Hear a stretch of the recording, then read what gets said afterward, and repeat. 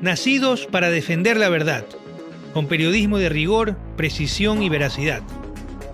Un canal digital de análisis y crítica, con investigación de alta rigurosidad y una narrativa audiovisual moderna para llevarlos más allá de la noticia y acercarlos a la realidad.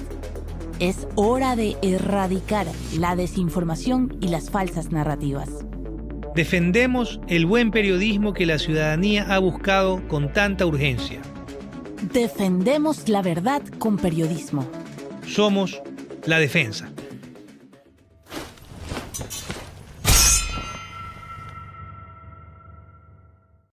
Déficit terrible creado no solo por el anterior gobierno, por los gobiernos del pasado, que aproximadamente requiere de 8.000 millones de dólares para salir solo este año. Yo le voy a ser muy honesto, y este gobierno se ha caracterizado por decir la verdad. Sí. En este momento todavía no estamos seguros si se va a poder pagar el 100% de los sueldos públicos de enero. Qué ¿Sí? bárbaro. La caja fiscal está realmente golpeada. Y por supuesto, en una coyuntura de guerra, en donde tenemos a 60.000 valientes policías en las calles, a 30.000 valientes militares en las calles combatiendo, la prioridad es que ellos tengan el armamento, la logística para seguir cumpliendo su labor. Pero en el tema económico, y para concluir, hay un hueco estructural. Ni para los sueldos, pero en campaña, el mismo presidente, Noboa, ofrecía no subir impuestos, votaba a favor del cierre del Yasuní y decía con muchísima determinación que el dinero alcanzaba si se lo invertía correctamente y si no se robaba. Echarle la culpa al pasado, la receta de los mediocres, que no han distinguido y no han entendido que el país necesita soluciones y no quejas. Muy buenos días, Blanca Moncada, vamos con las noticias.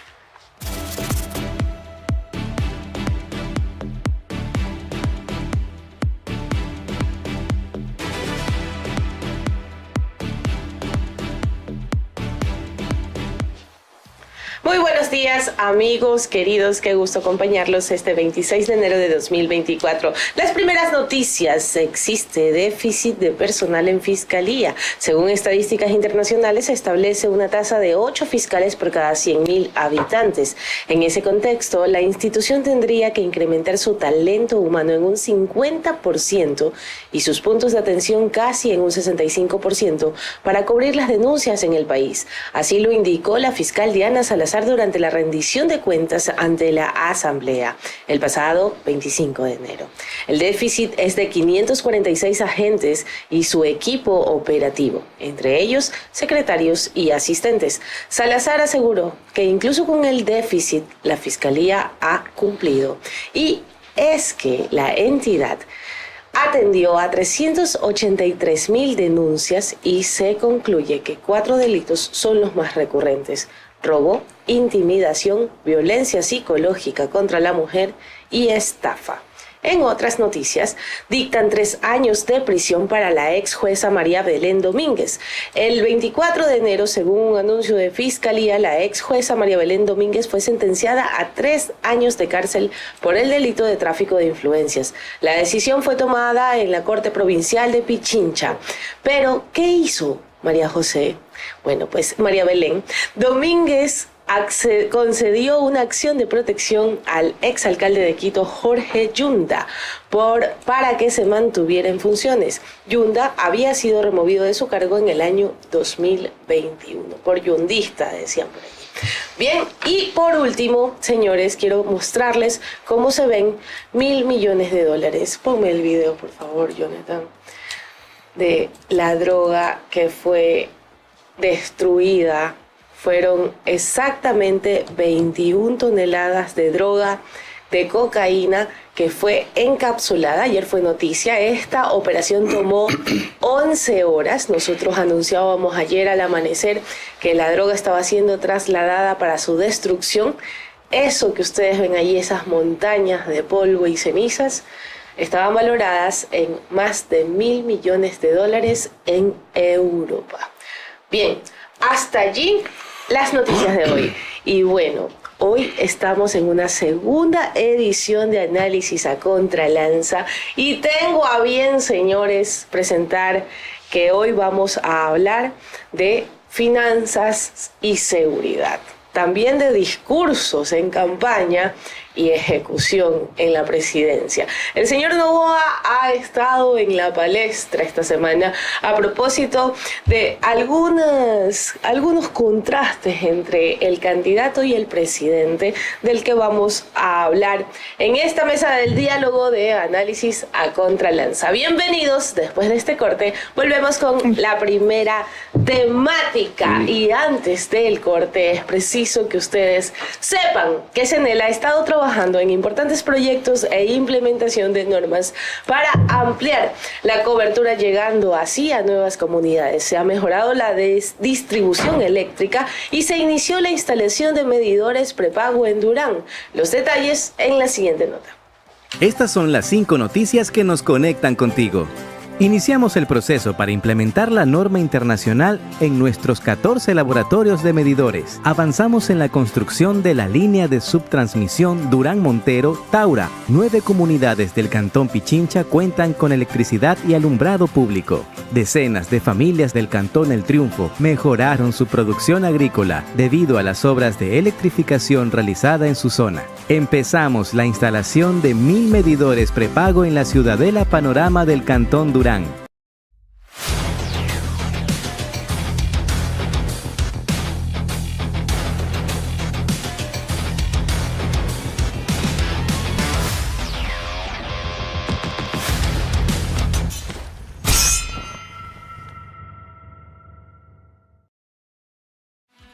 Y ahora bien, después de este pequeño corte, quiero presentar, por supuesto, a mi equipo de trabajo en esta mesa de debate. Gabriel Martínez, por un lado, el gran voz. Muy buenos días, Gabriel. Muy buenos días, un gran saludo a usted, a señor Tramontana, Alejandro en Quito.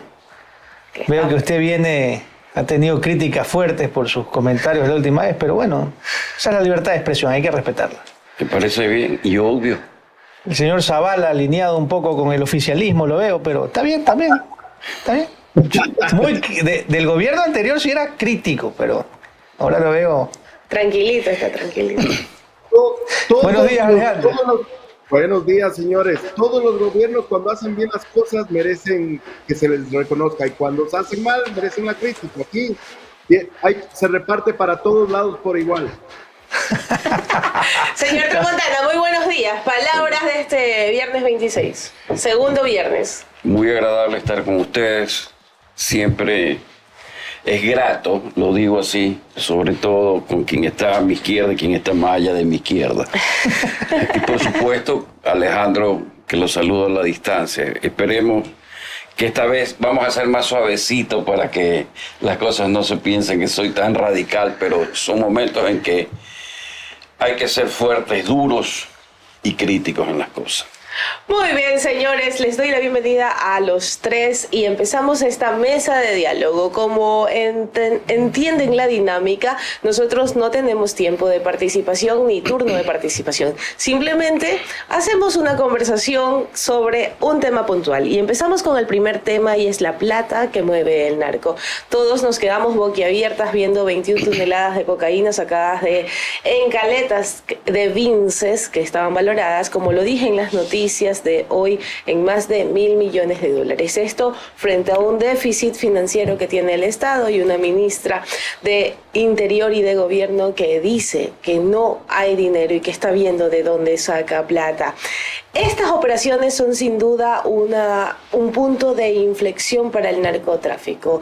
Ha sido un golpe muy duro y muy notable de las Fuerzas Armadas contra el crimen organizado. ¿Es suficiente? ¿No es suficiente? ¿Y creen que estos golpes de alguna manera están cesando el negocio ilícito por miedo? Bueno, voy a dejar abierta la mesa y esperando que cualquiera empiece. Yo quiero empezar con un par de datos que creo que son importantes para poner en contexto lo que significa esta incautación.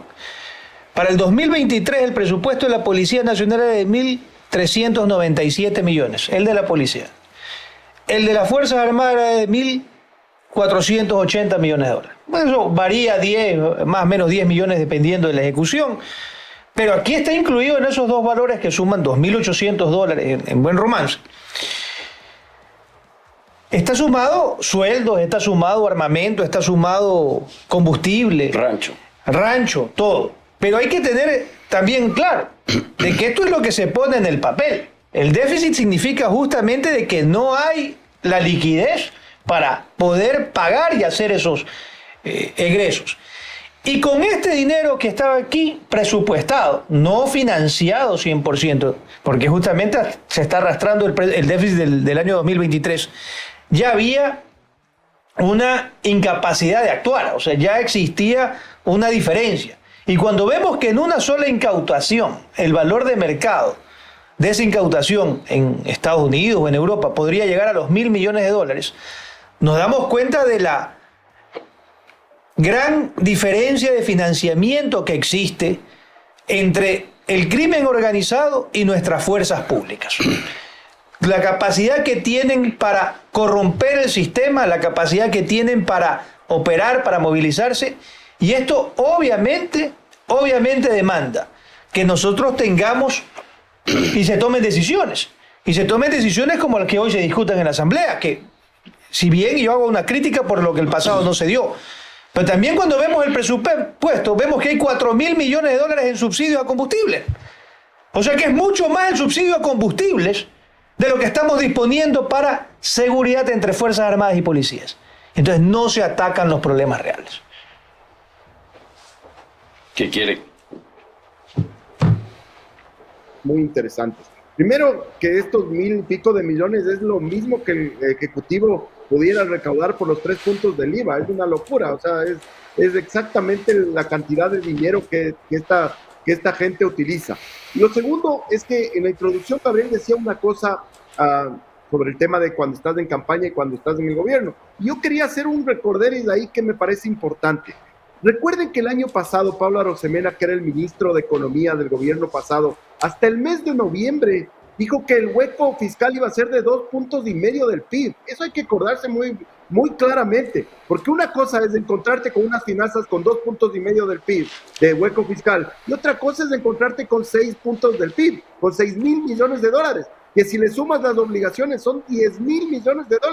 Entonces, evidentemente, eso te cambia la ecuación, pues una cosa es que tú pienses que tus finanzas van a estar de una manera y después están muchísimo más golpeadas. Y otra Pero cosa, Alejandro, nadie, en eso a Arosemena nadie le creía, y todos los analistas decían, hablaban de 4.000 millones. Todos antes, Economía, no, pues, perdóname, pero sí, yo me acuerdo haber estado en un programa en Ecoavisa, en Políticamente Correcto, y ya se hablaba ahí, antes de las elecciones, de 4.000 millones de déficit, porque la producción de petróleo había caído, porque los ingresos de impuestos no se habían calculado. Entonces, si es una falacia, muchísimos candidatos eran reacios a decir que, por ejemplo, de estar a favor del cierre del Yasuní, porque entendían que se requería la liquidez. Pero llegar ahorita a decirlo, cuando ya has tenido una situación con anticipación, que a Pablo Arosemena haya dicho lo que sea, te puedo buscar un montón de analistas mucho más, digamos que imparciales, pero es que todo gobierno te va a vender te va a vender una realidad, pero es tu deber entender si esa realidad que te venden es cierta o no. Entonces, yo creo que ahí queremos darle un pase libre al gobierno, pero que realmente no se merece. En lo de Yasuní también tengamos un poquito más de rigurosidad también. En lo de Yasuní no es que Daniel Noboa dijo una cosa en campaña y ahora dice otra. No, lo que está pidiendo no se me salte, señor. Estamos hablando de droga y plata ahora. Ya mismo vamos a eso. Segundo round, tranquilo. Señor Tramontana, está muy calladito. ¿Cómo así no está peleando hoy? Porque estoy disfrutando del aroma y la fragancia del café que usted está trajo. Rico, ¿no? Yo con mucho amor se lo traje yo para lo que sé, vea, para que vea. Sí, lo entiendo. No se preocupe, la comparto para Alejandro. Hay una situación que sí quiero acotar en este asunto de la plata y la droga. Vimos cómo el crimen organizado acababa con la vida de ciertos políticos, ¿no? Y ahí hay una delgada línea que es necesario topar, porque hablar de finanzas está bien, hablar de organización de Estado está bien, y hablar de incautaciones está bien. Pero ¿qué pasa cuando se mezcla el quehacer público con lo ilícito a propósito del financiamiento? Señores, no podemos dejar de lado lo obvio. Vivimos en un Estado que acaba de descubrir un caso Metástasis, en donde funcionarios públicos agarraban plata del narcotráfico. Sigue en investigación, no voy a mencionar a nadie, pero no podemos alejarnos de ese espectro. O sea, no podemos hablar de, uy, ¿cuánta plata mueve el narco? Sin estar distantes al escenario que acarrea la plata que maneja el narco y los peligros que representa aquello para la función pública. Es un pequeño aporte que les doy esta mañana. Vamos a extendernos para una explicación que debe conocer la ciudadanía. Los GDO, como son catalogados como nomenclatura internacional, tienen dos formas de operar. Una ya está operando en el Ecuador, que es una delincuente organizada, y pongamos los ejemplos claros.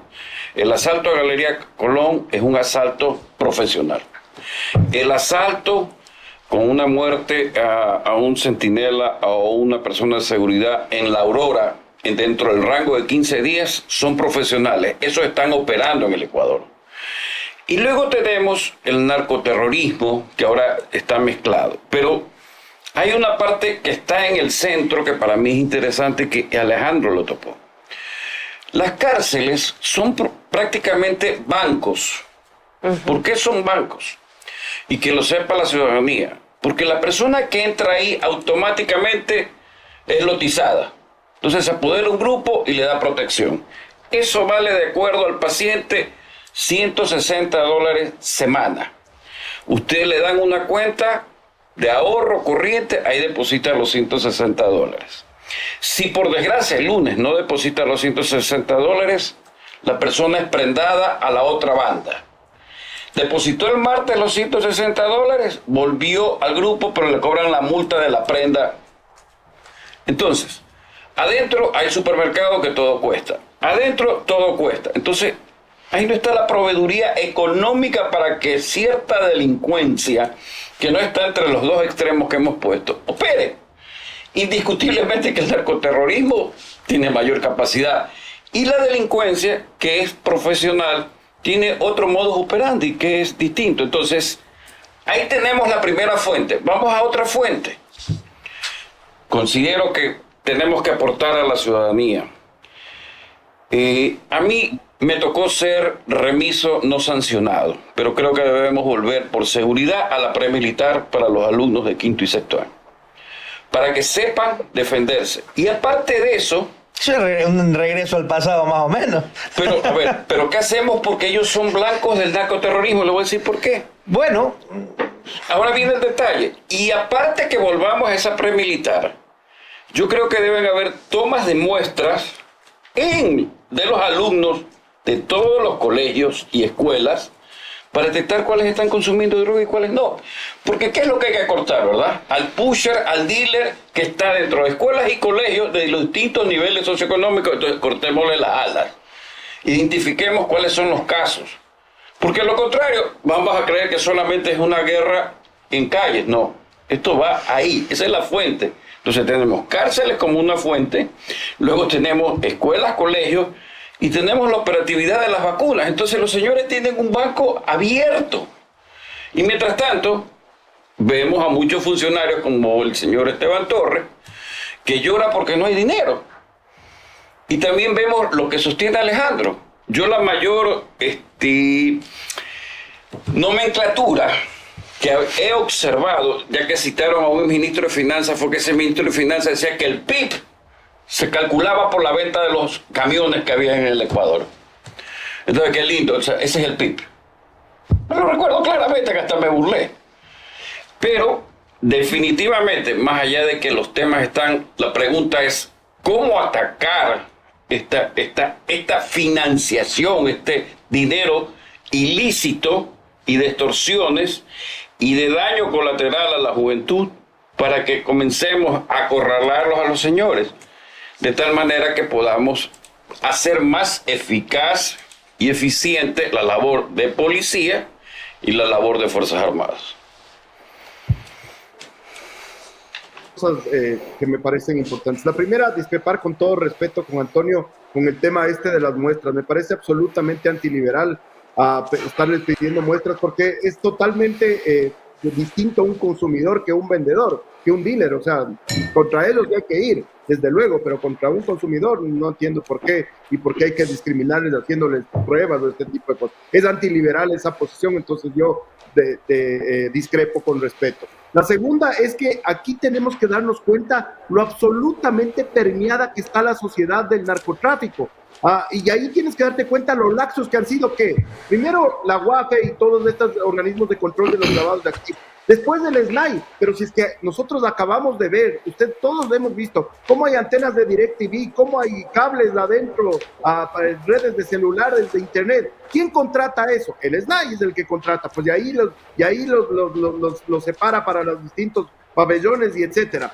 Lo débil que ha sido, por ejemplo, el sistema de justicia, los fiscales soplones que hay. Acuérdense que al fiscal en Guayaquil le matan porque alguien dentro de la fiscalía sopla que el fiscal estaba pidiendo antecedentes o algo así de la familia de Fito, y por eso le mandan a matar. O sea, tenemos un Estado, la policía ni hablar, se habla de que 1 de cada 10 bandas tienen un policía, por lo menos del servicio pasivo, del servicio activo, dentro de las bandas criminales. Entonces, todo este sistema laxo, todo este sistema permeado por el narcotráfico, es lo que tenemos que depurar, porque no es solo cuestión de las Fuerzas Armadas y la policía, tenemos todo que componer. O sea, es un cúmulo de cosas que si es que no logramos solucionar, no servirá de nada que los militares estén ahí, porque es una medida que no es sostenible en el tiempo. Es muy buena en este momento, es lo que necesitamos, es lo que apoya al 95% de los ecuatorianos, pero no es sostenible. Si no depuramos, si no cambiamos la permeada, si no cambiamos policía, fiscalía, SNAI, CIES, todas esas instituciones, pues no sirve de nada, porque tenemos que actuar como Estado, no solo como Ejecutivo, sino como Estado, con todas sus instituciones al mando del pueblo ecuatoriano. Pero, y mira lo importante de blindar para que no se siga permeando en la sociedad. Tiene que acabarse la impunidad, que es lo que principalmente alimenta que los jueces, que los policías, que aquellos que son autoridad se contaminen, porque piensan de que no va a suceder nada. Por eso lo clave del caso Metástasis, en el cual está llevando a jueces que tienen años en la función judicial, fiscales que tienen años en la función judicial, y que por fin los están llevando, pero obviamente no son ellos, los que están en el caso Metástasis no son todos. Tiene que haber un montón más de gente que lamentablemente no es controlada por falta de decisión. En eso sí hay que aplaudir la posición de la fiscal general en este caso.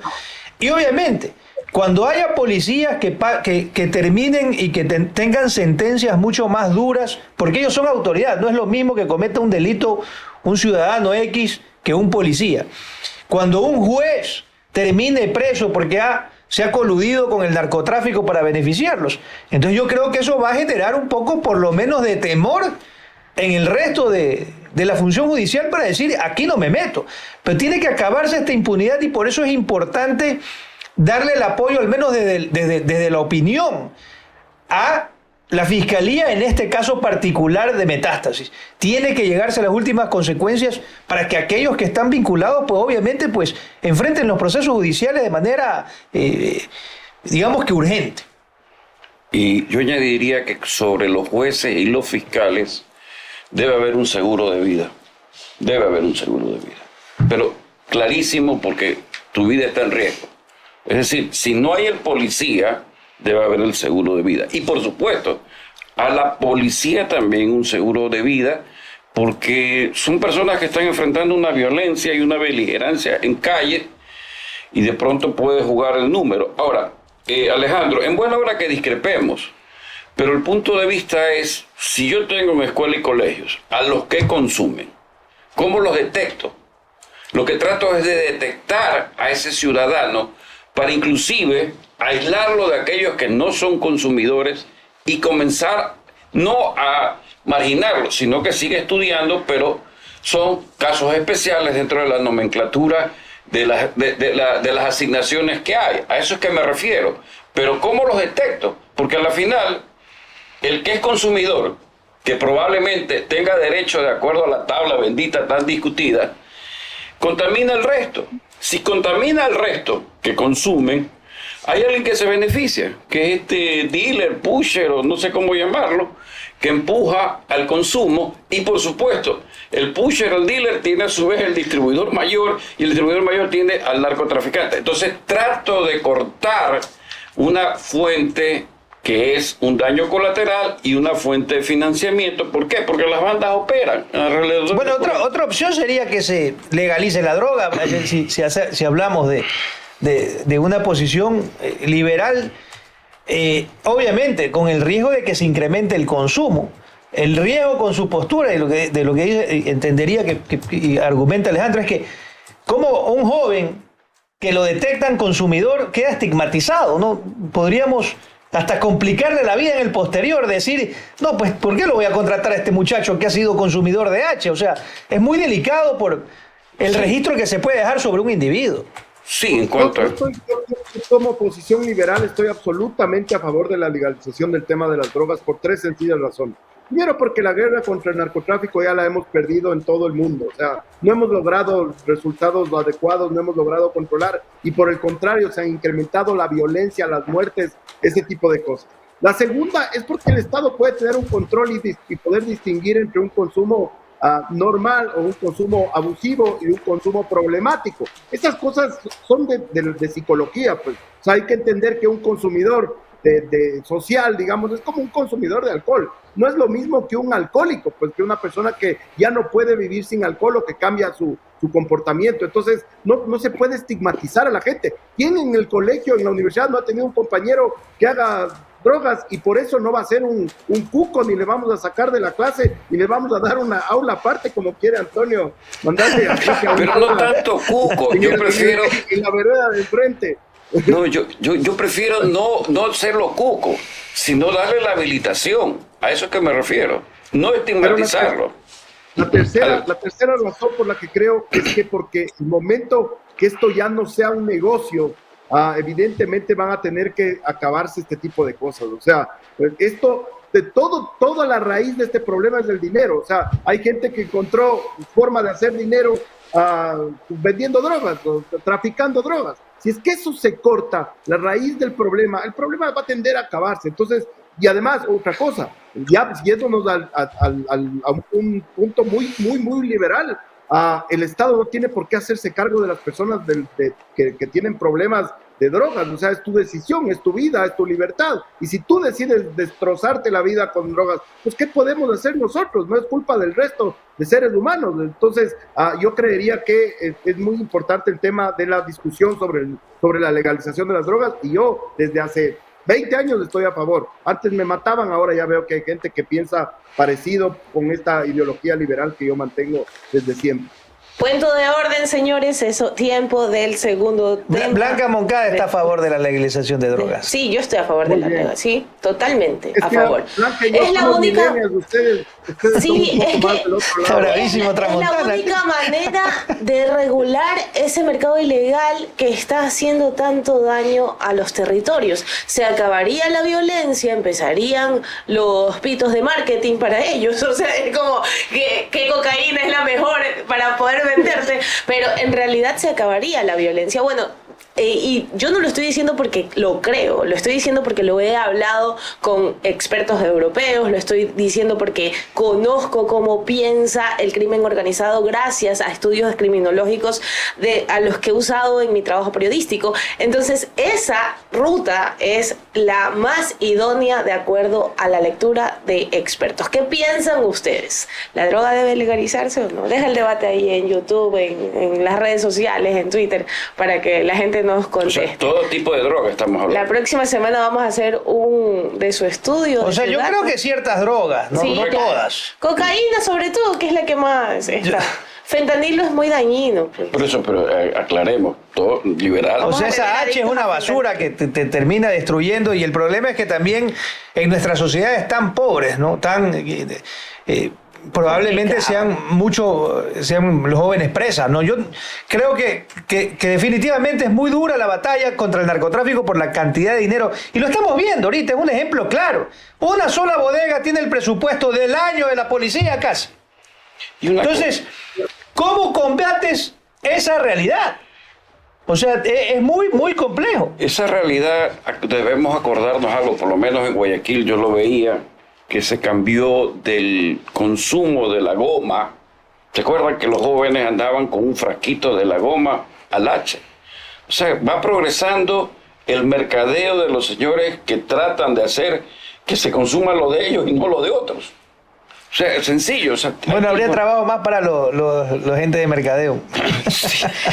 Jonathan Calvo Piña dice, no se ha perdido la guerra, simplemente no hay datos. El Estado debería dar drogas gratis a los adictos. Oye, eso ya es otro nivel de libertades también. O sea, a ver, decían que su dosis por salud, no es descabellado el asunto, ¿no? Es como te mantengo tu dosis, pero te mantienes controlado el consumo. La verdad es que es algo que también se habla entre gente experta en medicina que aborda este tipo de casos. O sea, no es descabellado. El TSH justamente de la marihuana. El problema ahí es básicamente de control, porque miren, fíjense por lo que pasa en Estados Unidos, por ejemplo. Tú para acceder a cualquier prescripción necesitas una receta y cada vez que tú tienes esa receta, compra una pastilla, esa pastilla se va a un registro y entonces al médico que ha recetado, enseguida le están preguntando, ¿por qué recetaste tantas pastillas? ¿Por qué Y si tú recetas de más, o si es que la persona consume de más, ya tienen el control para poder quitarle la licencia o fijarse en que esta persona tiene un problema. El problema es que nosotros si no podemos controlar ni siquiera nuestras calles, muy complicado va a ser el tema del control, se necesita mucha inversión, pero a eso se debería atender en un mundo moderno, que con la tecnología podamos tener el control exactamente de cuánto consumes, qué consumes y quién te provee el consumo, que normalmente debería ser el Estado si se quiere controlar la calidad. Una acotación, en el campo del mercadeo farmacéutico, porque hay la prescripción y se la lleva uno a la botica y que retienen lo que prescribe el médico, hay una tubulación perfectamente sopesada de los consumos bajo prescripción de la medicación. Y es un libro que sí lo he revisado porque es parte de la labor que uno alguna vez en lo comercial tuve que realizar para respecto a unos fármacos, pero sí existe, tiene un nombre, lo tienen todas las farmacéuticas, así como todas las televisoras y las radios tienen a Ibope. Ya está tabulado, por eso es que la prescripción, lo que se prescribe para el paciente queda en la botica, porque eso se escanea y se tabula, pero de ahí, ¿quién consume? Bajo qué norma consume es otra cosa. En eso sí estoy de acuerdo, Alejandro. Ileana Cartagena, estoy con Blanqui a favor de la legalización de las drogas. ¡Viva la madre! Y hay otro tema también que no se habla mucho, y es el impacto que este control y esta guerra podría tener sobre la economía, porque de alguna manera la economía ecuatoriana termina moviéndose con dinero del narcotráfico y tiene una actividad económica de gente que consume, que compra ropa, que compra comida, que compra casas, que compra departamentos, que hace construcción. Ese control también podría tener un impacto que hasta ahora no lo hemos medido y obviamente no se debe de convertir nunca en una razón para defender esta posición si es ilegal, pues, ¿no? Pero va a tener un efecto en la economía cuando esto ya no se pueda mover. A ver, le voy a decir... No se venden tantos carros de alta gama, no se blinda tanto, no se construyen tantas edificaciones que se pagan a veces en efectivo, si es que no es dinero de ese tipo. El terminal de transferencia de víveres, no sé si en Quito haya uno igual. Todos los días se compra y se vende y se transa alimentos. Pero todos los días hay alguien que lleva el dinero y le da a los señores que tienen los puestos al 10%. Entonces, ¿cómo queremos controlar las cosas? El chulco también. Ahí está metido no sé qué cosa, pero ahí usted puede ver en la pesca, sucede lo mismo. Bueno, vamos al segundo tema porque después nos comemos todo el programa en drogas. Ahora sí, vamos al segundo bloque. En el segundo bloque hablaremos de estas relaciones bilaterales que tiene el presidente de la República y que ha logrado acuerdos incluso con territorio en materia de seguridad, hablando específicamente de Estados Unidos. ¿Qué pasó en su visita a España? ¿Cómo fue vista y cuál es la lectura de que un presidente vaya a promover un país para ser visitado en medio de esta coyuntura de seguridad? Preparen los canales y los argumentos, señores. Vamos al segundo bloque. Los cañones también. Los cañones también. Somos un medio digital para el periodismo en profundidad y para el análisis, siempre con rigor, contexto, precisión y contraste. Es hora de erradicar la desinformación y las falsas narrativas.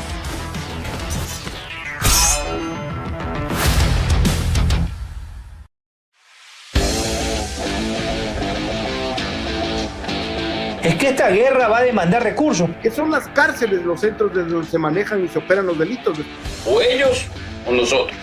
Repito, o ellos o nosotros.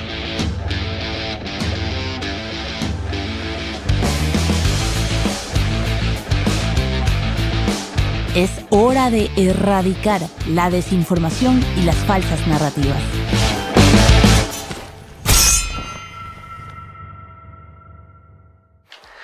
A ver, yo creo que es un gran punto a favor el acuerdo que viene desde la época de Lasso, eso hay que también reconocerlo.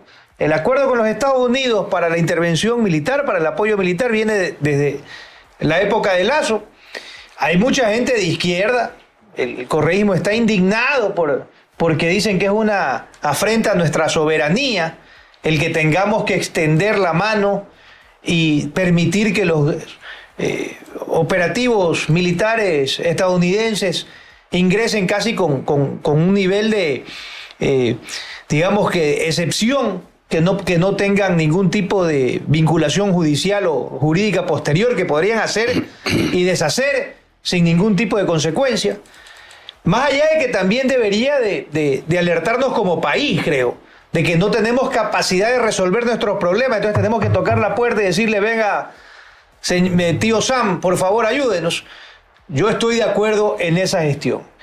Lo que sí, obviamente, cuestiono, y me parece medio en el segundo punto, es que se va es como ver a Zelensky que vaya a promover, vengan a Ucrania, pues, ¿no? Estamos en guerra supuestamente y se van a ofrecer, vengan acá. Señores, tenemos un problema que enfrentar y entonces son a veces esas digamos, curiosidades, por decirlo de alguna manera, porque podría entenderse de que el tema no es tan grave como se pinta, pues si estamos diciéndole a la gente, venga, visite Ecuador en medio de una guerra. Teniendo en cuenta, Gabriel, que ha habido varios países europeos y el mismo Estados Unidos diciendo, oigan, si van a Ecuador, por favor, es mejor no ir, absténganse en los consulados, las embajadas.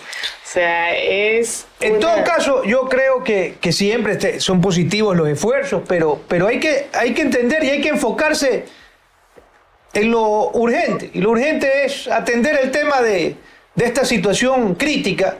Y también me parece que si no hay plata para los sueldos, entonces el Estado tiene que dar muestras de achicamiento. Pues no es solamente decirle al señor, pague usted un poco más, pero nosotros seguimos viajando y seguimos gastando y seguimos usando fondos públicos, por más minúsculo que sea, por lo menos es el gesto. Bueno, yo ahí quisiera decir dos cosas que me parecen importantes. La número uno es que sin duda, muy en desacuerdo con esos discursos atrasados, trasnochados de cafetín revolucionario de los 70, que los gringos entran y nos invaden y por poco vamos a hacer colonia y Yankees go home y eso ya, por favor, ya estamos en el 2024, por Dios. Esos discursos atrasapueblos son tremendos, son ya trasnochados, no sirven para nada. Yo estoy absolutamente en desacuerdo. Oye, pero ¿por qué crees que la gente lo sigue consumiendo igual? Porque son doctrina, pues, porque además nosotros tenemos una batalla cultural que la libramos en las universidades, en los colegios, en donde se da doctrina a nuestros jóvenes, realmente tenemos gente adoctrinada, porque realmente pensar en esto, a esta altura, ese tipo de cosas, es porque te han metido la propaganda en la cabeza y nada más, no tienes un nivel de pensamiento crítico suficiente. Lo segundo es que tenemos que reconocer que nosotros solos no podemos.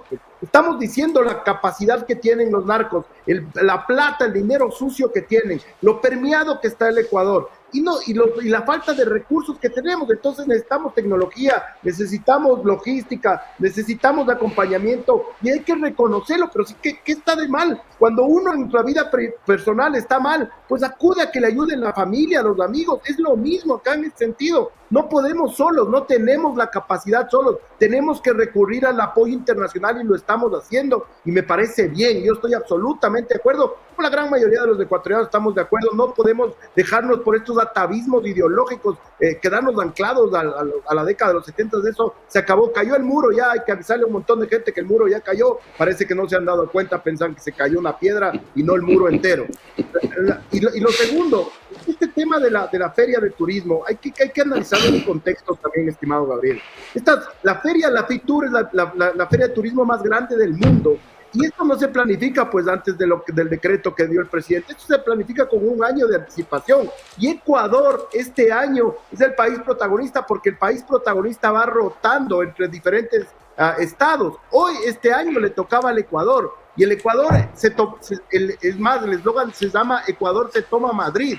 Entonces era muy importante la presencia del presidente porque nos estaba haciendo España un reconocimiento para que Ecuador se luzca. Y otra cosa, y lo último, con esto termino, pues todo el mundo dice, pero estamos en guerra. Sí, pero acuérdense que tenemos una guerra focalizada, así como la semaforización para los bares, para las discotecas que abran aquí adentro, no tiene por qué sufrir todo el Ecuador con el sector productivo por lugares que son específicos. O sea, tenemos las Islas Galápagos, tenemos Quito, tenemos un montón de lugares en donde no se están dando estos niveles de inseguridad tan graves, y el sector turístico y el sector productivo está ahogado. Pues tenemos que darle también algún nivel de respiro a esa gente para que pueda seguir produciendo, porque sí es verdad que tenemos una guerra que librar contra las bandas, pero también tenemos una guerra económica y no podemos permitir que la gente se muera de hambre, quiebren los negocios, ya que después de la pandemia fueron muy golpeados. A ver, yo antes de darle la palabra a Antonio, yo concuerdo contigo, pero ahí mira lo que es la manipulación, porque cuando queremos decir que sí, que la guerra es subir el IVA, ahí sí, el desastre, ¿no? Digamos, se acaba el país. Pero luego, cuando ya comenzamos a sentarlo, entendemos de que en Cotopaxi no tenemos los mismos problemas que en Latacunga, no hay los mismos problemas que en Guayaquil, y que en Ambato no hay los mismos problemas que en Guayaquil. Pero entonces el discurso oficial, que es alarmista, para decir subamos el IVA a 3 puntos, o sea, no es tan real. O sea, hay que irlo matizando, porque si no, no podríamos tener esa diferenciación. Entonces, a mí lo que critico es esa posición oficial de magnificar esto de aquí, para decir, meta la mano al bolsillo, sea patriota, métase la mano al bolsillo. Vamos un ratito, vamos poco a poco. Pero es que hay que entender eso por el contexto, Gabriel. O sea, una cosa es que no tenemos plata, pues. O sea, sí es verdad que estamos en una guerra, pero las cargas fiscales están en cero, no hay para pagar sueldos. O sea, hay que entenderlo en el contexto, no solo en el contexto de la guerra, sino en el contexto de la caja fiscal despedazada. O sea, pero hay otras alternativas. Están pasando al mismo tiempo. O sea, no es que un día estamos en guerra y otro día está la caja fiscal. Está pasando al mismo tiempo, en guerra y sin plata. Entonces hay que entender eso dentro de un contexto, no aisladamente, porque si no, pareciera contradictorio, pero no lo es. Si tú analizas todo el escenario, no es contradictorio. Sí lo es, pero sí lo es, porque el financiamiento ni siquiera es el pedido de esfuerzo, no está en donde se debió haber sido. Yo estoy a favor de que el Estado tenga plata. Pero no quieren tomar la decisión del subsidio de combustible, donde hay 4.000 millones de dólares. Aquí tengo el documento de finanzas. Entonces, vamos a ver. Entonces, vamos a ver si la toman. Eso es una decisión que debió haberse planteado antes que el IVA, porque el IVA obviamente tiene sus efectos. Y obviamente, pues, el Estado se debió, o sea, todos alcanzamos o todos entendemos que nuestras autoridades deban de darse cuenta de la situación cuando se sientan. Cuando esto de aquí no es un trabajo, no es que está oculto la información, por eso se prepara la gente para asumir Todos sabíamos la situación grave de seguridad, la situación grave fiscal. Entonces, lo cuestionable es el discurso versus los hechos. Me corresponde. Proceda, por favor, proceda. Los he dejado hablar, ahora los voy a destruir. A ver, vamos a comenzar por lo de España. Muy válido por estrategia, inclusive por el mero hecho de decir, Ok, estoy en una línea de confrontación por una conmoción interna, pero también salgo a atender los problemas del Ecuador para que entiendan que no es que me estoy prácticamente entre la espada y la pared por este estado de conmoción. Tengo una duda que la voy a poner sobre la mesa. Yo bajo el punto de vista mío de mi engranaje de comunicación, yo no hubiera comunicado dos cosas. Número uno, que capturé las 21 toneladas, me hubiera quedado callado. Número dos, la carnada que le pusieron al señor Fito Macías con su familia en Argentina, yo lo hubiera dejado en Argentina porque era la carnada. Llegaron acá, ahora son la carnada. Pero eso creo que fue decisión argentina, ¿eh? Sacarlos. Pero igual, hubiera establecido bajo discusión, que es mejor allá. El señor, su familia está acá, es un problema dentro de las bandas, pero salgamos de esa situación solamente para parametrizar lo que estamos analizando. Ahora, que tengamos que ir al IVA, yo coincido con usted. O sea, 1.300 versus subsidio 4.000. Y quiero aclarar, tal vez Alejandro, tal vez yo, tal vez usted, tal vez Blanca, nos comemos un pedazo de carne importado de $40, pero lo quemamos con el gas de $5. Entonces tenemos que saber que tenemos que pagar eso. Seamos francos, aquí no hay que decir una cosa para allá y cuando de pronto hay que escupir hacia arriba y nos cae. En eso sí considero que la focalización, no sé técnicamente cómo se puede hacer, pero debemos llegar a un punto en el cual entre también el gas en una afectación de lo que es los subsidios. Y en cuanto a economía, en términos generales, no es lo mismo, y lo he venido sosteniendo. Este país tuvo problemas muy serios con las exportaciones últimas sobre mango. Me llegué a enterar que cuando sucedió lo del fiscal que mataron, no se firmaron los permisos para exportar mango a Estados Unidos por diferentes razones y se quedaron las exportaciones. Entonces, es un problema de coyuntura general. Ahora bien, economía, donde usted es experto. Pero yo le voy a decir algo de España antes que creo que es importante discutir. Adelante. La señora Jacome, que se va con Noboa y lo deja a Topic olvidado. ¿Qué piensa usted de eso? ¿Cuál es la señora Jacome? Ni la conozco. La ex candidata a la vicepresidencia, pues. Ha de ser, Diana Jacome. Diana Jacome. Entonces ese es como la mariposa que vuela de rosa en rosa. Sí, pues para que no vamos a ser ricos, somos pragmáticos. Y en cuanto a la economía es muy... A ver, ¿cómo entiendo? Es que de las cosas curiosas del viaje a España fue que la señora Jacome anunció que viajaba como asesora presidencial después de ser candidato Topic. Y Topic es probablemente de los ex candidatos presidenciales que más choques ha tenido con Noboa, o sea, de frente. Porque ni Sonneholder ha quedado, digamos que en una posición más prudente. Claro, pero Sonneholder quedó 7-14, seamos claros. Entonces el 14 pesa versus el 7. Pero numéricamente... Ya aprovecho usted para darle a Sonneholder, está bien. No, yo solamente cito los números, o sea, qué malo tiene citar los números. A ver, pero en economía, usted que es experto en economía, el país tiene que entender dos cosas. El día que Estados Unidos se antoje regalarnos un portaaviones, no de última generación, el Eisenhower que estuvo en la Segunda Guerra Mundial, y lo parquea por decirse en Salinas, ¿sabe qué? El Estado quiebra. Ya, esa es la economía ecuatoriana. Segundo lugar. Pero si ayer me decían que los militares no tienen para cambiarle las baterías a vehículos de patrulla en frontera, a los zombies, esto de aquí. Entonces, ese es el nivel de pobreza. O sea, es como que usted tenga un Mercedes en su casa, pues no tiene para ponerle gasolina y no tiene para pagarle matrícula ni el seguro. Segundo, ahí vamos a eso. ¿Cuál es la economía del Ecuador? O sea, su PIB es 100.000 millones anualmente. Entonces usted va a los mercados internacionales y se le para el señor Moss, el presidente de General Electric, fulano de tal.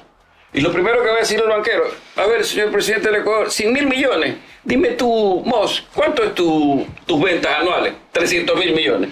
Y dime tú, fulanito tal, 150.000. ¿A quién le dan el dinero? Seamos pragmáticos. O sea, esa es nuestra realidad en la economía, teniendo un potencial que nadie lo niega, pero ¿sabes dónde está el problema? en lo que usted trata de decir y no lo quiere decir, los liderazgos. Es que los liderazgos, lamentablemente, lamentablemente tenemos políticos y no líderes. Porque el líder sabe que el camino es duro, tiene que señalarlo, tiene que tomar decisiones que minan a veces su popularidad, pero las toma.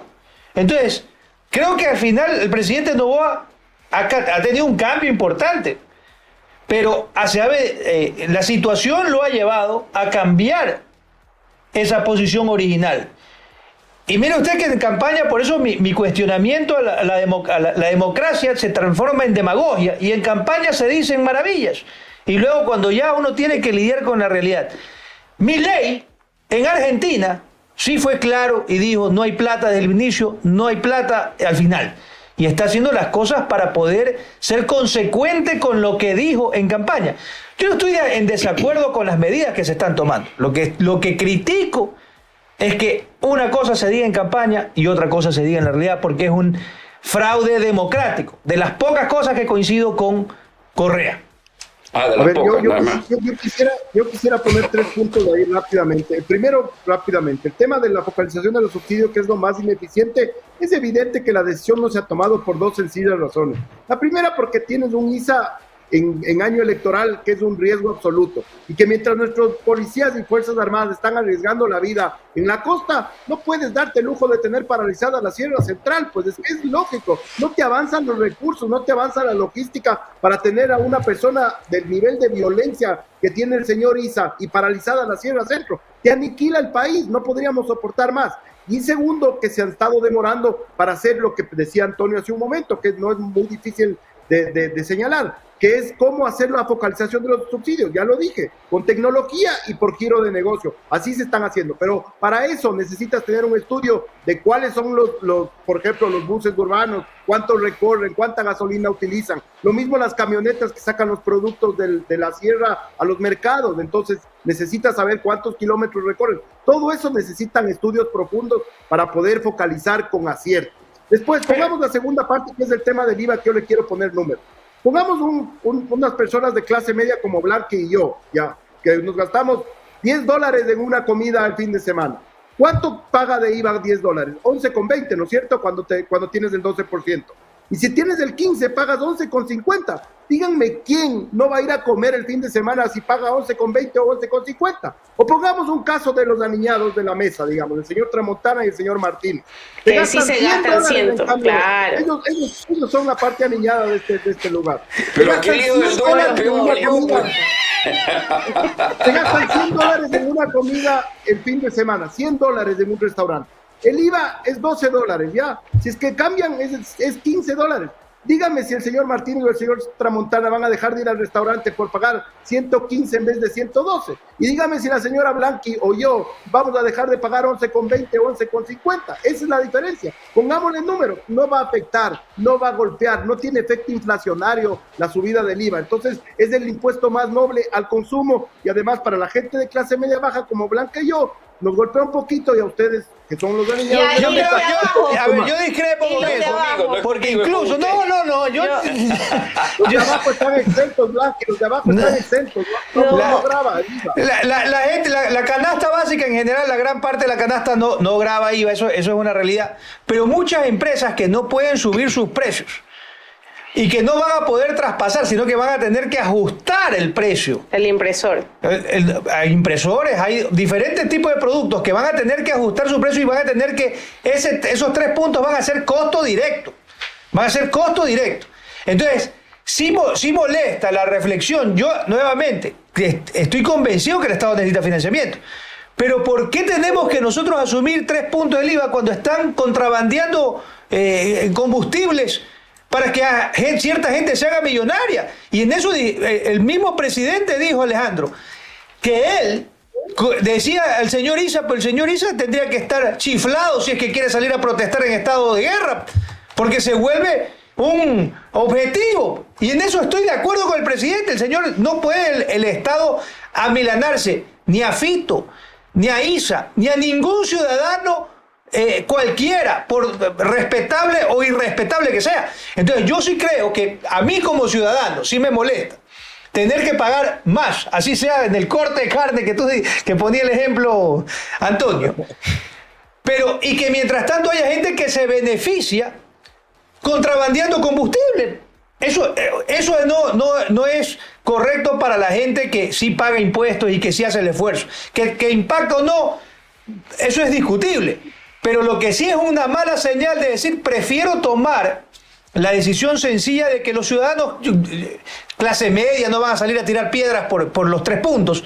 Entonces, como sé que no van a salir a tirar piedras, a ellos me les cargo, porque los que sí van a salir piedras no los puedo o no los quiero controlar. Entonces, son momentos para jugarse todo, Alejandro. Para mí es el momento de jugarse todo con el poder y el respaldo. Porque también hay una cosa, Alejandro. El presidente tiene un respaldo altísimo. Si él toma esa decisión, él va a sentir el respaldo de la gente.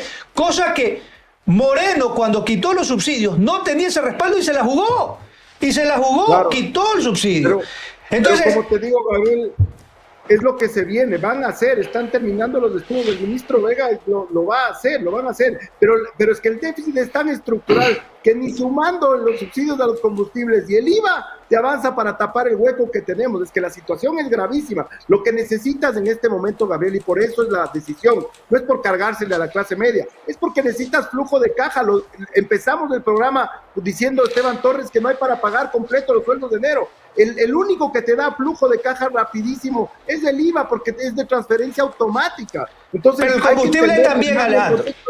Hay que hacer las dos cosas al mismo tiempo. Pero, Alejandro, y hay algo que el gobierno no ha tocado, y es el gasto público, porque no me van a decir que no se puede cortar nada. O sea, eso no es... O sea, es que yo digo que es inmediato. Yo comprendo la necesidad y la urgencia. Pero si tú me dices que vamos a ponerle... Así sea para verlo en 1 año, 2 años, pero tiene que haber esas muestras. Mira, y nuevamente, pues yo fui parte del gobierno de Moreno. Moreno cerró TAME y la gente, ¿qué pasó? No, ahí estamos, tenemos aerolíneas. Cerró ferrocarriles, cerró un montón de empresas públicas que no servían para nada, que consumían dinero, achicó ministerios. O sea, sí es posible. Y la gente decía que no se podía, y lo hizo Moreno.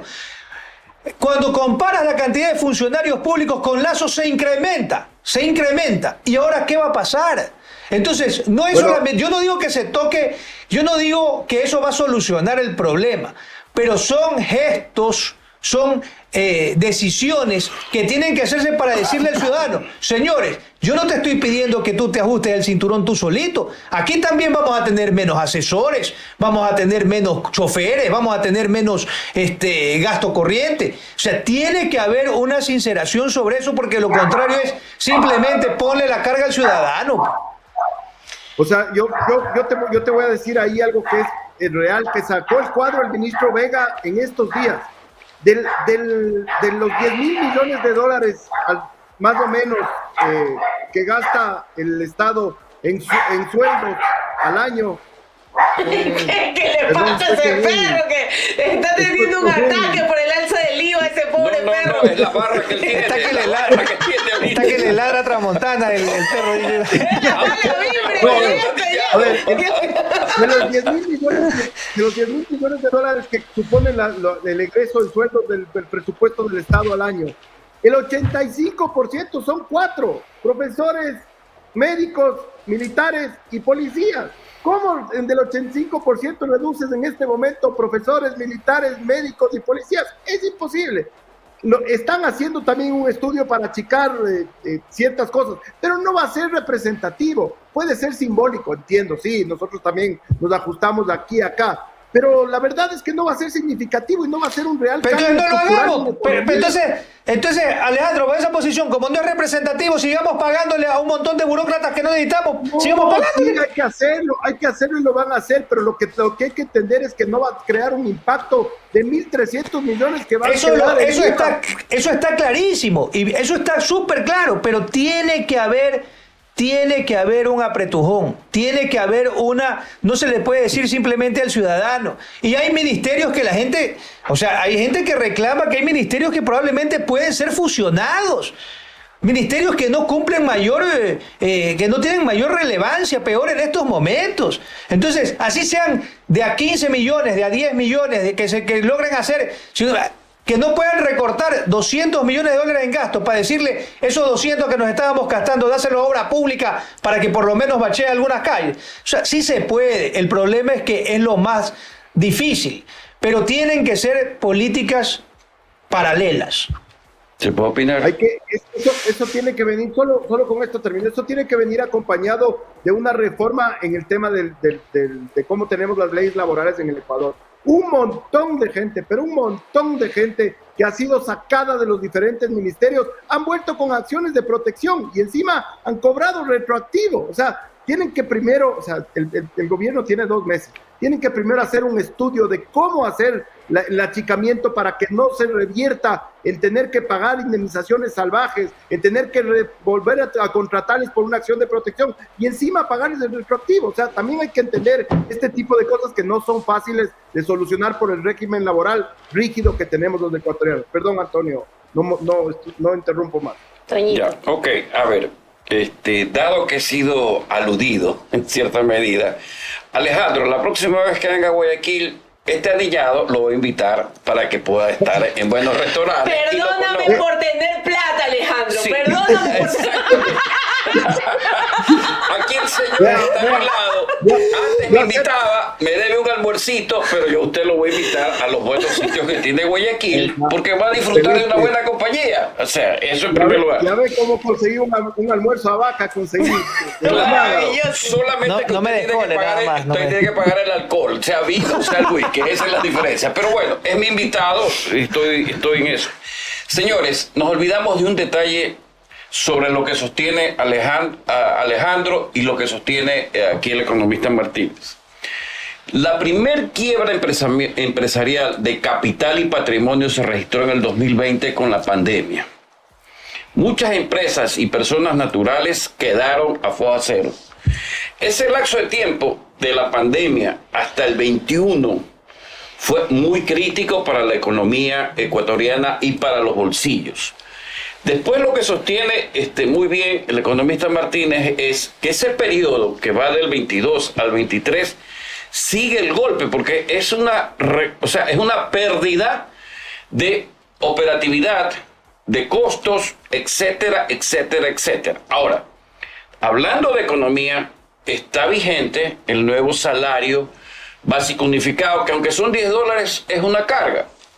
Un IVA adicional a esto de aquí, bueno, que se decida, sea el 1, sea el 2, sea el 3, sea temporal, pero si necesitamos inmediatez, en cierta medida, tengamos la mejor fórmula para tener que funcione el Estado, porque el Estado no puede paralizarse. O sea, y aquí cuando el Estado dice no tengo dinero, el primer peligro que tenemos es sobre el dólar.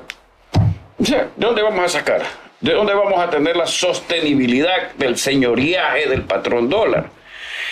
Pero sobre todo, yo quisiera decirle algo a quienes nos acompañan, que no hay que amilanarse. Esta pelea la vamos a ganar tarde o temprano. No va a ser inmediata en 1 año, no va a ser inmediata en 2 años, pero que a través de las pocas armas que tiene cada ciudadano dentro de la sociedad, haga retweet de esto de aquí que hemos hablado. Que se lo diga al resto, porque de lo contrario el resto está perdido y no tiene una fuente de información exacta. Entonces nos corresponde decirle, señores, como lo he dicho aquí en el programa anterior, yo ya estoy en la cancha. Yo no he perdido la oportunidad que me corresponde a mi experiencia estar en esta cancha. Y se lo digo muy claramente a quienes nos acompañan. Quiero ratificar lo que aquí muy bien han simplificado. Hoy más que nunca, o ellos o nosotros. Nosotros sobre ellos siempre.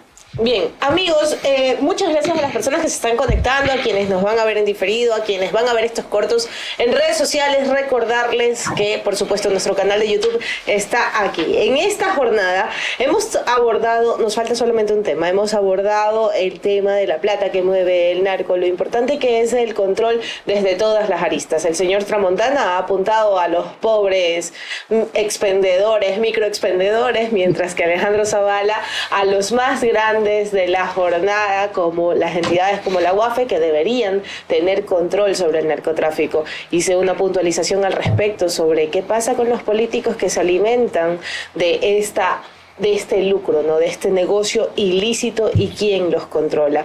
Dejamos esquematizada la idea de la necesidad de un control integral desde varias instituciones, y eso es importante. Para eso es el análisis a contralanza.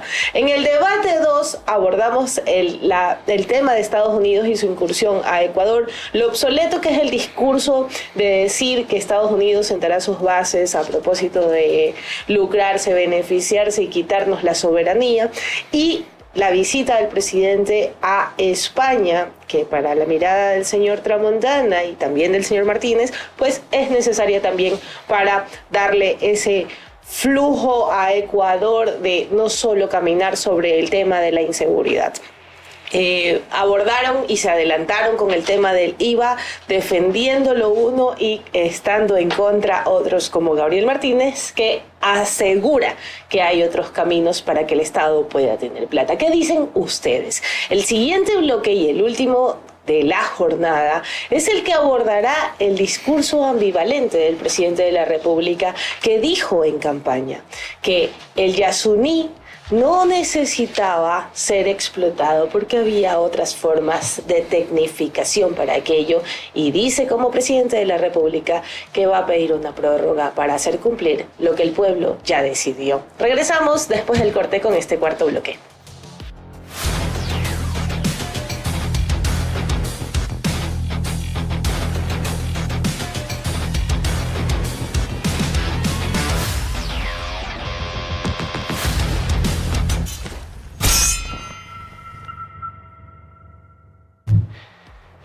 Bien, empiezo yo porque soy la más ambientalista de la cuadra. ¿Cómo puede ser posible que el presidente de la República me diga a mí? Primero, a ver, yo no voy a decir por quién voté, pero habrá señales. Discúlpenme, cuando decidí quién iba a ser mi presidente, dije, Dios, es sensato este hombre. Se me presenta al frente y me dice que no es necesario alzar la voz que alzaban otros. Ya Tramontana me está haciendo señitas de que quiere que me calle, pero no me voy a callar. Espérese un ratito, déjame. Yo solamente le quiero hacer una Pero déjeme terminar la idea, por Dios, no es su presidente, es su mandatario. Bueno, es mi mandatario. Su mandatario, por si acaso. Exacto, señor presidente, si yo fui a la urna a decir que por favor dejen ese petróleo allá abajo porque conozco el daño que hace, pese a todos los argumentos técnicos que va a rebatir Gabriel Martínez en esta jornada, porque es el tema más complejo, debimos hacer solo un programa para esto, pues lo mínimo que quiero es que se respete mi decisión, señores, mi decisión y la de todo el mundo, porque por favor, guarden ese petróleo abajo, ganó en esas elecciones. ¿Cómo me vas a decir a mí que quieres prorrogar? Que es un tema que se necesita porque necesitas plata. No estoy de acuerdo, empiezo. El que sigue, cualquiera de ustedes, por favor, no. Señor yo quiero decir dos cosas ahí. Permítame decir dos cosas ahí que son muy importantes para el contexto de este tema. La primera, derecho constitucional puro. Es imposible que el presidente desconozca la consulta popular. Es de obligatorio cumplimiento. Lo que está pidiendo el presidente es que a través de una modulación de sentencia de la Corte Constitucional se dé una moratoria para sacar esos tubos que están ahí adentro, que ya están explotados en el Yasuní y que cuestan más de $1.100 millones según los expertos. En estas circunstancias, en este momento, no hay para pagar sueldos, menos para sacar esos tubos que son gigantescos y que cuestan un montón de plata. Y lo segundo, derecho público. La única forma de poder cambiar eso es a través de otra consulta popular que diga, efectivamente no quiero que se explote el Yasuní. Entonces, no hay tal, o sea, estamos nosotros también especulando de algo que no se puede hacer en derecho. solo la modulación de la sentencia que pueda dar una moratoria por la situación específica que estamos. Tenemos un marco constitucional que no se puede desconocer, ni el presidente ni ningún ecuatoriano. Entonces eso es muy importante que la gente entienda y que no nos rasguemos las vestiduras antes de hora con solo ese anuncio de pedir una pequeña moratoria por la situación del país. Yo creo que en ese tema fue una irresponsabilidad de Lasso no haber defendido la pregunta en la consulta y fue una falta de prudencia del presidente Noboa haber hecho ese anuncio de que iba a votar y de que no era necesaria la plata del Yasuni. Aquellos que eran más realistas y pragmáticos, candidatos y miren, de diferentes partidos, el correísmo, Sonneholner, Herbas, Topic, hablaban de que se necesitaba porque requerimos producir, requerimos ingresos, requerimos dinero para poder darle servicios a la gente, porque esa plata que sacamos del petróleo es para que haya salud en los hospitales públicos, para pagar a las enfermeras, a los médicos, para pagar a los profesores en las escuelas, para poder arreglar las escuelas cuando se están destruyendo. Entonces, en una situación en la que el impacto ambiental estaba controlado, el costo de desinstalar esa operación se conocía con suficiente antelación, se dieron números que no eran los correctos, porque ahí sí, Alejandro, te voy a decir, presidente dio unos números que poco más y lo que se recibía era marginal. Entonces, ¿cómo es que si lo que se recibía era marginal, ahora sí queremos tener una ampliación de plazo? Entonces, es la situación de ser candidato y luego ser presidente. Bien pudo haber dicho de entrada, eso tiene que conservarse. Y si no, en lo que sí creo, y le doy la razón a la señora Moncada, es que la gente se pronunció democráticamente. Y a pesar de que yo estoy en contra de esa decisión, yo voté que se mantenga la producción, debo de entender, y como demócrata que soy, es que si la gente votó porque se lo saque, tiene que salir. Entonces, por último, apreciaría más del presidente decir, fue una equivocación. No tuvo la suficiente información para la postura inicial. Pero luego es tomarle el pelo a la gente. Yo voy a partir de la cita de Alejandro y la suya y la posición de doña Blanca. A través de los años he aprendido que los hechos son parte del derecho dentro de toda la historia de la humanidad. Pero en el Ecuador el derecho hace a los hechos y tenemos dicotomías en la legitimidad y en la legalidad del imperio de la jurisprudencia.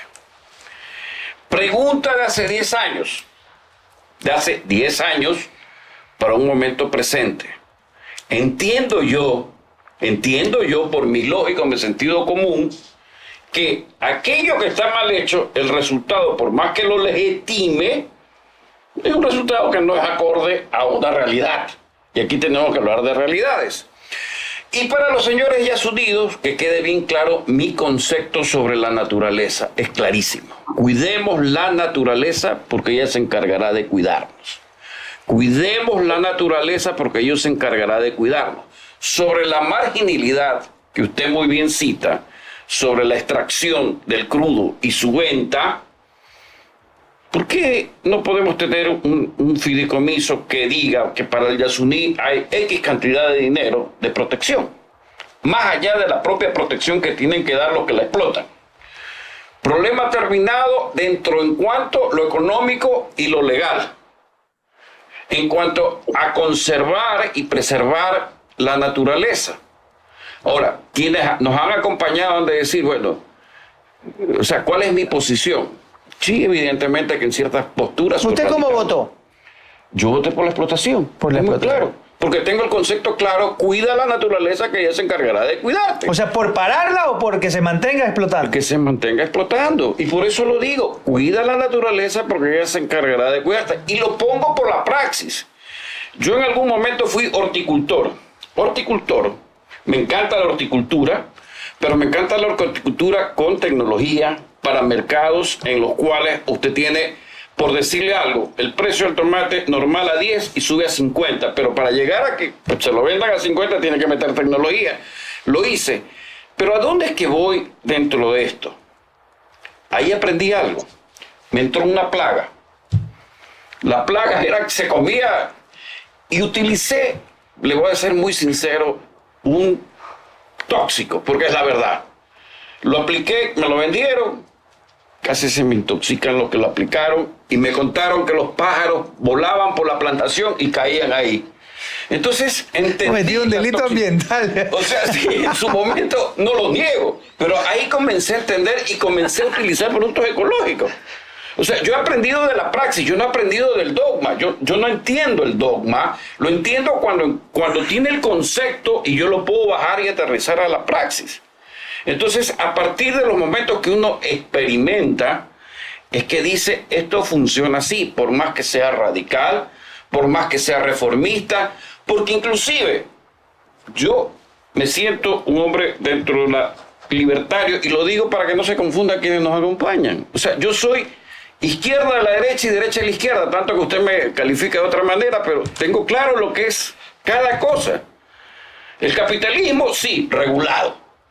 Y lo social también tiene que ser tomado en cuenta más allá del debate que tuvimos con doña Blanca. Y le voy a dejar una tarea en lo social. Esto es un tema que está... Póngalo derechito. No, pues está al revés. Está olvidado, ahí. Pero que es parte de toda esta delincuencia, narcoterrorismo en Canoa, bastión de la tierra de algún partido político. Aquí está otra derivación, que no es solamente lo que estamos viendo. Entonces, la pregunta es, ¿queremos combatir esto? ¿Queremos combatirlo allá? ¿Queremos combatirlo más acá? ¿Queremos lo de arriba? ¿Queremos lo de abajo? Sensatez, prudencia, lucidez, tolerancia, paciencia, mesura y sabiduría, que aquí creo que ha sido nuestro aporte para la sociedad, pero que la sociedad entienda, los que nos están escuchando, que hagan retweet de esto de aquí. Porque lo contrario, entró, salió y no pasa nada. Y ustedes están haciendo un aporte interesante, tanto usted, doña Blanca, tanto usted, don Gabriel, y por supuesto Alejandro, con el cual me es grato pues que hayamos compartido esta mesa. Pero no podemos dejar de decir lo que otros también tienen que hacer, que es su tarea. Pequeña, insignificante, pero a la final de mucho, o sea, de mucha profundidad. ¿Sabe por qué? Porque en el medio de toda esta batalla hay los que se llaman troles, que siembran el pánico, el miedo, el terror, y viene el cuco viene, el lobo viene. Bueno, pues también digámosle que no hay lobo. Si hay un lobo afuera. No sé, yo prefiero que sea lobo y me devore. Bien, Gabriel, yo creo que ha sido una jornada bastante lucrativa en información y argumentos en torno a todos los ejes abordados. Es nuestra segunda edición de Análisis a Contralanza. Esperamos que les guste mucho este espacio de mesa de diálogo, tanto como a nosotros, porque lo disfrutamos mucho. Gabriel. Bueno, creo que ha sido una discusión importante. Hay alternativas, hay críticas, hay aprendizaje. Debería haber aprendizaje en nuestra sociedad, en nuestros políticos, que no deberían de tener miedo de decirle la verdad a la gente. No creo que deberían de tener miedo, y creo que también debemos de ser muy críticos cuando se engaña o cuando incluso se podría haber o decir que se desconoce. Hoy vivimos un momento crítico y creo que el país está apoyando al presidente, pero apoyar que no se confunda nunca, que apoyar en ciertos aspectos no significa no criticar. La crítica constructiva, dando sugerencias y dando alternativas, debe de existir en una sociedad democrática. De lo contrario, nos convertimos en un gobierno de autócratas. Pero no es crítica. Póngalo en contexto. No, yo sí critico. Yo sí Como critico. observaciones, por favor. No, yo sí critico. Yo lo digo las cosas como son. Ah. Usted que se ha vuelto ahora ¿Qué? Tibio. ¿Quién me vuelve? tibio, ¿Yo tibio? o frío o caliente. No, eso no me diga. El yo señor, no estoy al medio vea, como la impresión a mí- suya, blanco o negro. Vea, yo soy ni- barcelonista. Yo también. soy barcelonista. El señor Alejandro Zavala debe ser de la Liga de de la Quito. Liga. Claro, debe ser ¿No, verdad? normal y común. No, hincha del Deportivo Quito, a morir. Uy, El peor equipo aún. de la ciudad. Ah, bueno. Alejito, tu conclusión de esta jornada.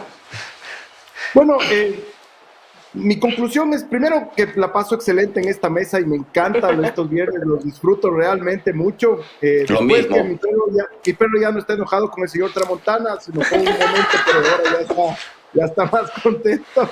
Y la tercera es que No sí, le había yo dado de creo que comer al perro, creo Qué que. diferente, se la joda. No le había dado de comer al perro. Es un maltrato animal, Alejandro. El señor Tramontana le ofrece el pedazo de carne y el otro se calienta. Pues, usted no lo hace. De 40 latas. Me ofrece solo a mí llevarme al restaurante caro y el perro nada. Caliente el perro, evidentemente. Y tercero, yo quisiera decir que el presidente, según los números de Comunicaliza del 20 de enero, que fue la encuestadora que más se acercó, tiene unos altísimos índices de aprobación, alrededor del 80% en todos los grupos etarios, en todas las zonas del país, en lo urbano y en lo rural. Y yo creo que es porque está tomando decisiones. Evidentemente se puede mejorar, siempre hay espacio para eso, pero creo que ha tomado decisiones fuertes, decisiones duras, y creo que la gente está apoyándole, sobre todo todavía en este momento. Importante. Gabriel, bueno, pues. Muy bien, la agradecerles frase. por esta interesante e intensa discusión, intensa charla, recordándoles a todos que la verdad que entendemos que la verdad no es patrimonio de nadie, pero defenderla es obligación de todos. Que tengan un gran fin de semana y sigamos empujando todos desde nuestros espacios a este país que lo amamos profundamente y que obviamente queremos que tenga mejores y más alegres días.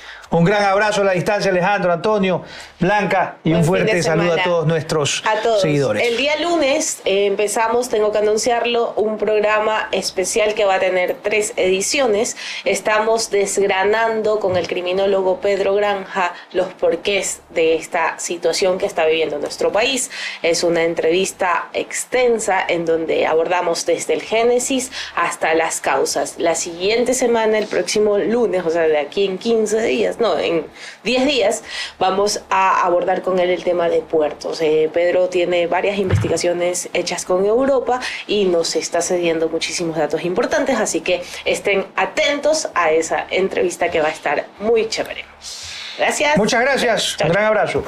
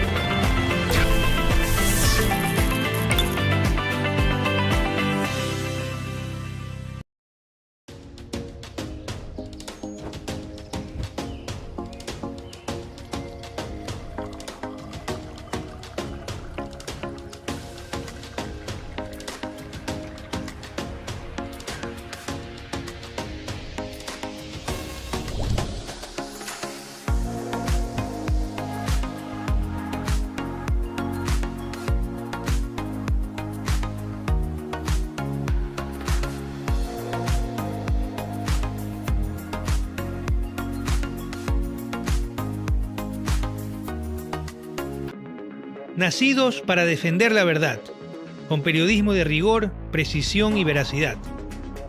Un canal digital de análisis y crítica, con investigación de alta rigurosidad y una narrativa audiovisual moderna para llevarlos más allá de la noticia y acercarlos a la realidad. Es hora de erradicar la desinformación y las falsas narrativas. Defendemos el buen periodismo que la ciudadanía ha buscado con tanta urgencia. Defendemos la verdad con periodismo. Somos La Defensa.